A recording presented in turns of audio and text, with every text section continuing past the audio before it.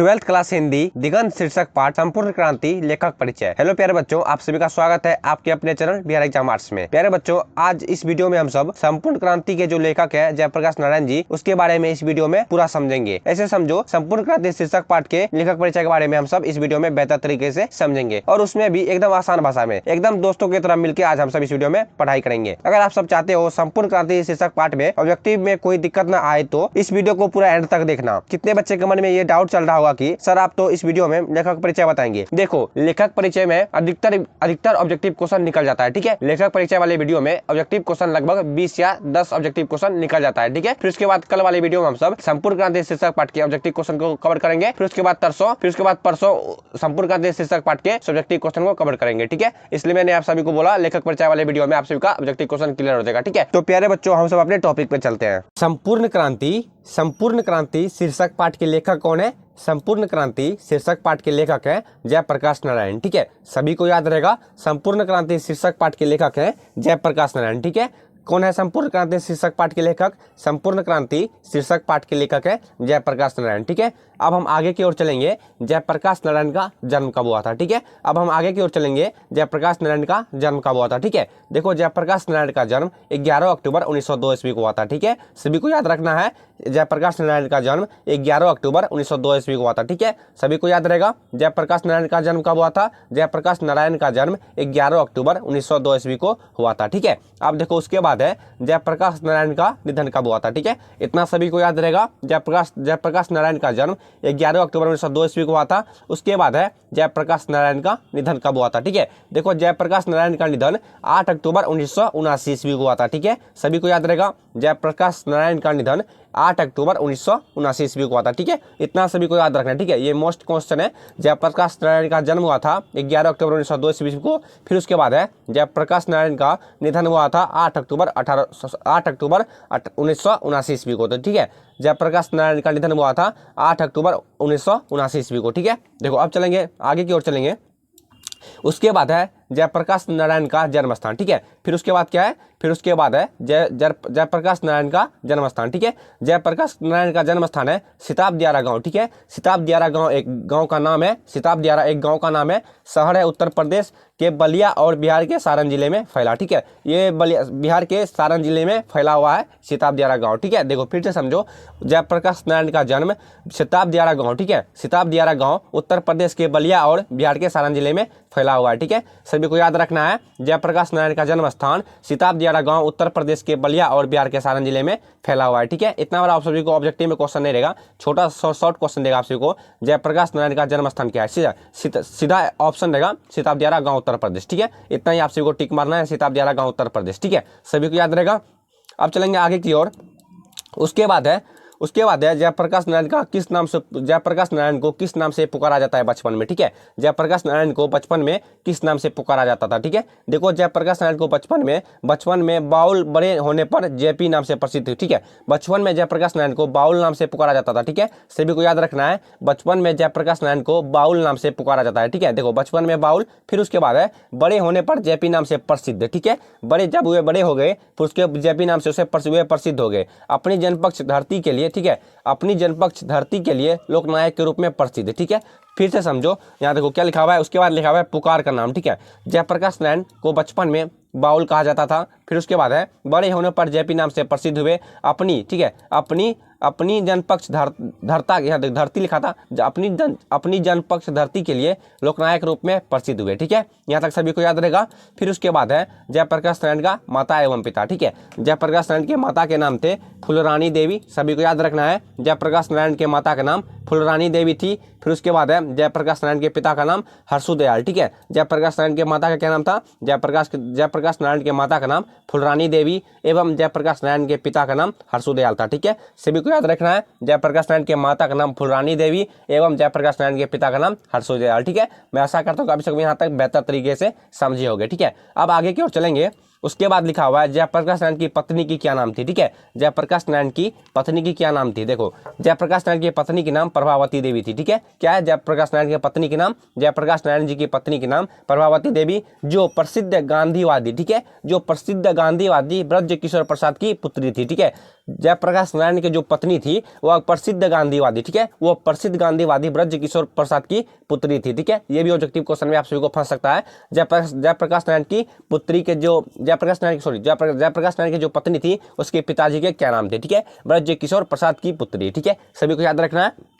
फिर आप चलेंगे हम आगे की ओर, जयप्रकाश नारायण की शिक्षा की ओर, ठीक है। फिर हम सब देखेंगे जयप्रकाश नारायण की शिक्षा, उन्होंने शिक्षा कहाँ से प्राप्त की थी, उन्होंने कहाँ तक पढ़ाई किए थे, ठीक है। आप देखेंगे हम सब जयप्रकाश नारायण की शिक्षा। देखो जयप्रकाश नारायण की शिक्षा यह है कि आरंभिक शिक्षा घर पर ही, ठीक है, मतलब 1 क्लास से लेकर 8-9 क्लास तक वह घर पे ही पढ़ाई किए थे। आरंभिक शिक्षा घर पर ही, ठीक है, आरंभिक शिक्षा घर पर ही। फिर पटना कॉलेजिएट, ठीक है, फिर पटना कॉलेजिएट पटना में दाखिल हुए, ठीक है, फिर पटना कॉलेजिएट पटना में दाखिल हुए। यही बिहार में हिंदी की वर्तमान, ठीक है, यही बिहार में हिंदी की वर्तमान स्थिति विषय पर, यही बिहार में हिंदी की वर्तमान स्थिति विषय पर लेख के लिए, ठीक है, लेख के लिए सर्वोच्च पुरस्कार प्राप्त किया, ठीक है, लेख के लिए सर्वोच्च पुरस्कार प्राप्त किया। इसके बाद पटना कॉलेज पटना में प्रवेश, ठीक है, इसके बाद पटना कॉलेज पटना में प्रवेश। असहयोग आंदोलन के दौरान शिक्षा अधूरी छोड़ी, ठीक है, और असहयोग आंदोलन के दौरान शिक्षा उन्होंने अधूरी छोड़ दी थी, ठीक है। 1922 में शिक्षा प्राप्ति के लिए, ठीक है, जयप्रकाश नारायण जी शिक्षा प्राप्ति के लिए 1922 ईस्वी में अमेरिका चले गए थे, ठीक है। आप सभी को ऑब्जेक्टिव क्वेश्चन में 100% पूछेगा, आप जयप्रकाश नारायण 1922 ईस्वी में शिक्षा प्राप्ति के लिए कहाँ गए थे। जयप्रकाश नारायण 1922 ईस्वी में शिक्षा प्राप्ति के लिए अमेरिका चले गए थे, ठीक है, सभी को याद रखना है। 1922 में शिक्षा प्राप्ति के लिए अमेरिका चले गए। वहाँ कैलिफोर्निया, ठीक है, वहाँ पर अमेरिका में कैलिफोर्निया, बर्कले, विशिंगटन, मेडिसन आदि कई विश्वविद्यालयों में अध्ययन, ठीक है। वहाँ पर देखो फिर से समझो, यहाँ देखो वहाँ पर कैलिफोर्निया, बर्कले, विशिंगटन, मेडिसन आदि कई विश्वविद्यालयों में अध्ययन थे, ठीक है, वहाँ पर मतलब कई जगह पढ़ाई किए थे। फिर उसके बाद है मार्क्सवाद, ठीक है, थोड़ा सा ऊपर कर देता हूँ, मार्क्सवाद और समाजवाद, ठीक है, मार्क्सवाद और समाजवाद की शिक्षा यहीं ग्रहण की, ठीक है, मार्क्सवाद और समाजवाद की शिक्षा उन्होंने अमेरिका में ग्रहण की थी। फिर उसके बाद है माँ की अस्वस्थता के कारण पीएचडी ना कर सके और देश से लौट आए, ठीक है। देखो यहाँ पर समझने वाली बात यह है कि यहाँ देखो माँ की शिक्षा, यहाँ देखो यहाँ से लिखा हुआ है माँ की अस्वस्थता के कारण, ठीक है, जब उसकी माँ जो थी हर वक्त बीमार ही रहती थी, ठीक है, जयप्रकाश नारायण की माता जो थी वो हर वक्त बीमार ही रहती थी, ठीक है, जिसके कारण जयप्रकाश नारायण जी अमेरिका में जो पढ़ाई करने गए थे उन्होंने वहाँ से अमेरिका से वापस लौट आए थे, ठीक है, जिसके कारण जयप्रकाश नारायण जी अमेरिका से वापस लौट आए थे, ठीक है।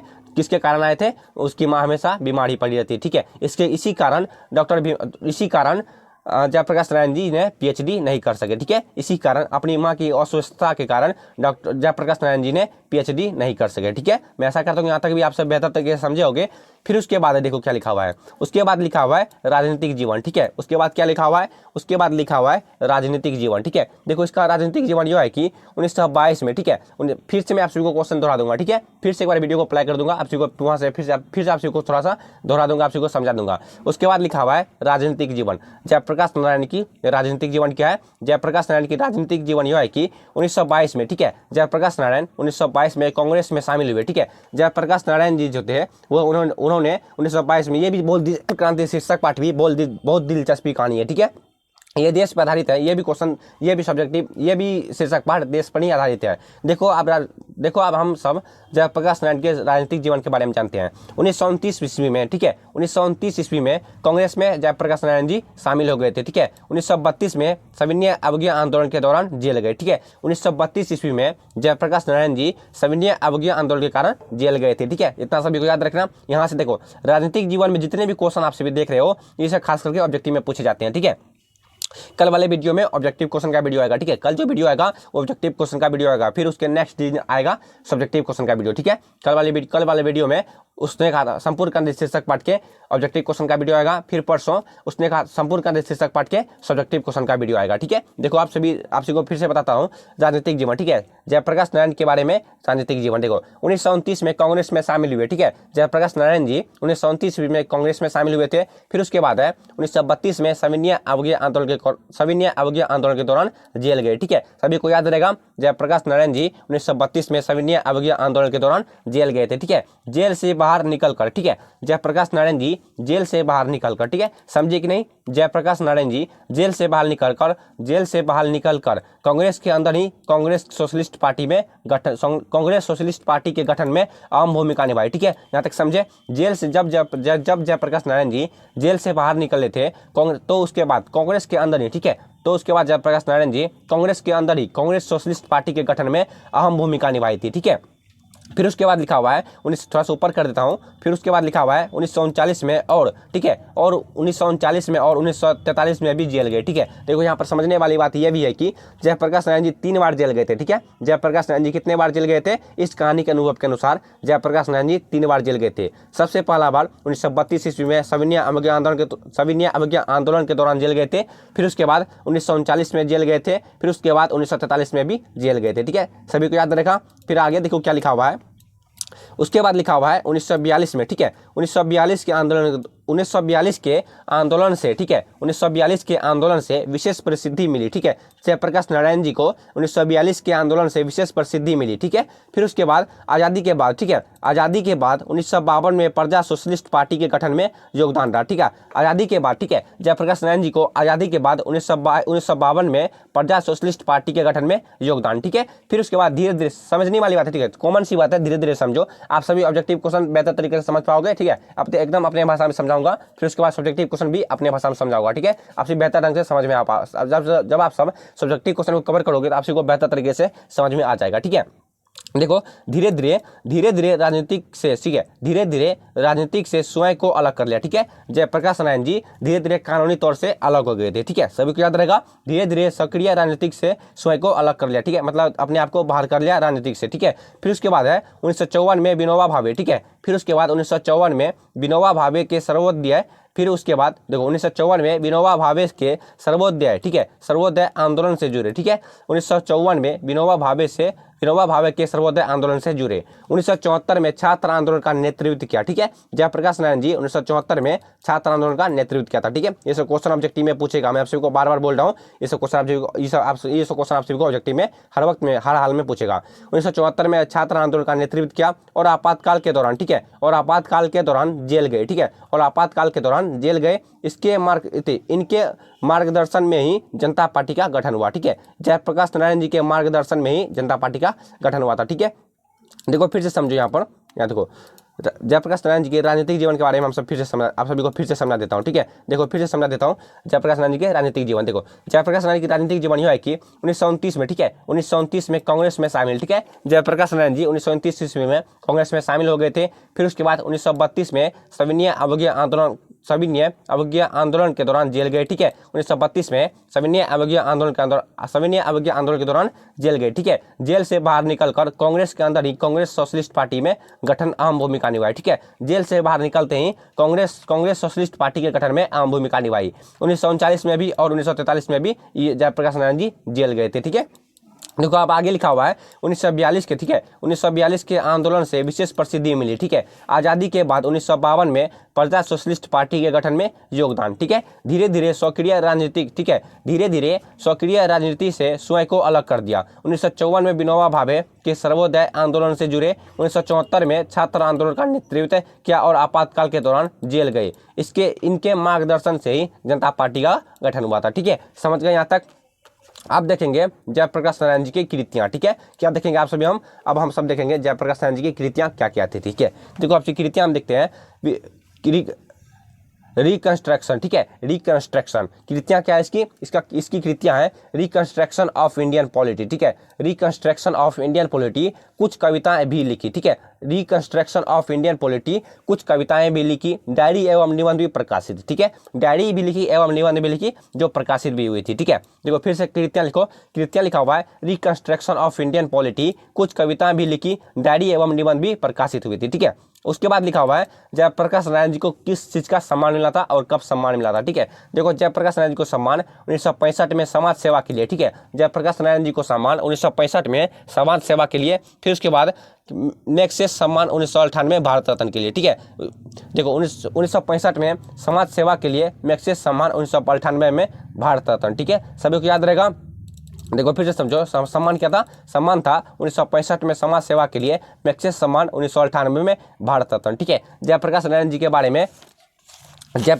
बारे में इतना ही लेखक परिचय आप सभी को समझने की जरूरत थी, ठीक है। संपूर्ण का शीर्षक पाठ में आप सभी को लेखक परिचय इतना ही समझने की जरूरत थी, ठीक है। मैं आप सभी को थोड़ा मोड़ा फिर से बता देता हूँ, शुरू से थोड़ा मोड़ा फिर से बता देता हूँ, यहाँ तक कवर करते जाओ, ठीक है। आप सब कमेंट में कमेंट में भी आप सभी रिप्लाई करते जाओ ताकि आप सभी को बेहतर तरीके से समझ में आए। ठीक है, देखो समझो यहाँ पर संपूर्ण क्रांति शीर्षक पाठ के लेखक कौन है? संपूर्ण क्रांति शीर्षक पाठ के लेखक जयप्रकाश नारायण जी हैं। ठीक है, सभी को याद रहेगा, संपूर्ण क्रांति शीर्षक पाठ के लेखक जयप्रकाश नारायण जी हैं। ठीक है, फिर उसके बाद है जयप्रकाश नारायण जी का जन्म कब हुआ था? ठीक है, जयप्रकाश नारायण जी का जन्म 11 अक्टूबर 1902 ईस्वी को हुआ था। ठीक है, सभी को याद रहेगा, जयप्रकाश नारायण जी का जन्म कब हुआ था? जयप्रकाश नारायण जी का जन्म 11 अक्टूबर 1902 ईस्वी को हुआ था। ठीक है, फिर उसके बाद है जयप्रकाश नारायण जी का निधन कब हुआ था? ठीक है, जयप्रकाश नारायण जी का निधन 8 अक्टूबर 1979 ईस्वी को हुआ था। ठीक है, ये मत समझो कि ये वीडियो देख लिए तो आप संपूर्ण क्रांति शीर्षक पाठ का ऑब्जेक्टिव क्वेश्चन का खेला खत्म हुआ। ठीक है, नहीं, ऑब्जेक्टिव क्वेश्चन का खेला खत्म नहीं हुआ। ठीक है, कल वाली वीडियो में ऑब्जेक्टिव क्वेश्चन का खेला खत्म होगा। ठीक है,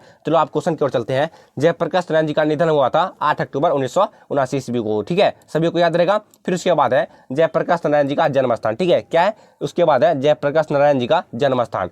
जयप्रकाश नारायण जी का जन्म स्थान सिताब दियारा गांव। ठीक है, सिताब दियारा गांव उत्तर प्रदेश बलिया और बिहार के सारण जिले में फैला हुआ है। ठीक है, सभी को याद रहेगा। आप सभी को देखो, आप एक बात और आप सभी को बता देता हूँ, आप सब इसको नोट भी कर सकते हो। ठीक है, आप सब अपने कॉपी में इस वीडियो को नोट भी कर सकते हो, जो मैं आप सभी को बता रहा हूँ इसको नोट भी कर सकते हो, या फिर इस वीडियो का PDF भी पा सकते हो। ठीक है, इस वीडियो का PDF पा सकते हो। इस वीडियो का PDF पाने के लिए आप सबको करना क्या होगा? थोड़ी सी काम है, आप सबको इस वीडियो का डिस्क्रिप्शन में जाना है, आप सबको वहाँ से टेलीग्राम को ज्वाइन कर लेना। ठीक है, अब बस आप सभी को टेलीग्राम पर हर वक्त हर वीडियो का PDF मिलता ही रहता है। ठीक है, देखो जयप्रकाश नारायण जी का जन्म स्थान था, जयप्रकाश नारायण जी का जन्म सिताब दियारा गांव उत्तर प्रदेश के बलिया और बिहार के सारण जिले में फैला हुआ है। ठीक है, अब देखो जयप्रकाश नारायण जी को बचपन में और बड़े होने पर क्या नाम से पुकारते थे? ठीक है, देखो जयप्रकाश नारायण जी को बचपन में बाउल के नाम से पुकारते थे। ठीक है, इतना सभी को याद रहेगा, ऑब्जेक्टिव क्वेश्चन में पूछेगा जयप्रकाश नारायण जी को बचपन में किस नाम से पुकारा जाता था? ठीक है, आप सभी को सीधा टिक मार देना है, जयप्रकाश नारायण जी को बचपन में बाउल नाम से पुकारा जाता था। ठीक है, फिर उसके बाद बड़े होने पर जेपी नाम से प्रसिद्ध हो गए थे। ठीक है, जयप्रकाश नारायण जी बड़े होने पर जेपी नाम से प्रसिद्ध हुए, अपनी जनपक्ष धरती के लिए। ठीक है, अपनी जनपक्ष धरती के लिए लोकनायक के रूप में प्रसिद्ध। ठीक है, अपनी जनपक्ष धरती के लिए लोकनायक के रूप में प्रसिद्ध। ठीक है, और थोड़ा मैं बता देता हूँ, देखो फिर उसके बाद है जयप्रकाश नारायण जी के माता के क्या नाम थे? जयप्रकाश नारायण जी के माता का नाम फुलरानी देवी थी। ठीक है, जयप्रकाश नारायण के माता जी के नाम फुलरानी देवी एवं जयप्रकाश नारायण के पिताजी के नाम हर्षोदयाल। ठीक है, सभी को याद रहेगा, जयप्रकाश नारायण जी के माता का नाम फुलरानी देवी एवं जयप्रकाश नारायण के पिताजी के नाम हर्षोदयाल। ठीक है, इतना सभी को याद रहेगा। फिर उसके बाद लिखा हुआ है जयप्रकाश नारायण। ठीक है, जयप्रकाश नारायण जी के पत्नी के क्या नाम थी? ठीक है, और एवं उसकी वे किनकी बेटी थी? ठीक है, जयप्रकाश नारायण जी के पत्नी के नाम प्रभावती देवी थी। ठीक है, एक सभी को याद रहेगा, जयप्रकाश नारायण की पत्नी के नाम प्रभावती देवी थी। फिर उसके बाद प्रसिद्ध गांधावादी। ठीक है, प्रसिद्ध गांधावादी बृजकिशोर प्रसाद की पुत्री। ठीक है, जयप्रकाश नारायण की जो पत्नी थी प्रभावती देवी, वो किसकी पुत्री थी? गांधावादी बृजकिशोर प्रसाद की पुत्री थी। ठीक है, इतना सभी को याद रहेगा। आप सब वीडियो को दोबारा अप्लाई करके देख लेना। ठीक है, एक बार समझ में नहीं आए तो वीडियो को दोबारा अप्लाई करके देख लेना। ठीक है, लेखक परिचय में आप सभी को उतना विशेष नहीं जानना है। ठीक है, लेखक परिचय में आप सभी को उतना विशेष नहीं जानना है। ठीक है, लेखक परिचय का मतलब ये होता है लेखक के बारे में, लेखक किस शीर्षक पाठ का लेखक है ये जान गए, फिर लेखक का जन्म कब हुआ था ये भी जान गए, लेखक का निधन कब हुआ था ये भी जान गए, लेखक के माता पिता का क्या नाम थे ये भी हम सब जान गए, और लेखक ने शिक्षा प्राप्त कहाँ से किए थे और कितना तक पढ़ाई किए थे और कहाँ से प्राप्त किए थे और किस ईस्वी में पढ़ाई किए थे। ठीक है, ये सब जान गए, ये सब। उसके बाद कृतियाँ हो गया, उसके बाद शिक्षा हो गया, ये सब जान गए। आप समझो लेखक का परिचय हम सभी बेहतर तरीके से समझ गए। ठीक है, लेखक परिचय में इतना ही आप सभी को समझ जाता है। ठीक है, तब तक मिलेंगे कल वाले वीडियो में, ऑब्जेक्टिव क्वेश्चन वाले वीडियो में, तब तक आप सभी कोर्सेस को बेहतर तरीके से समझ लो। ठीक है।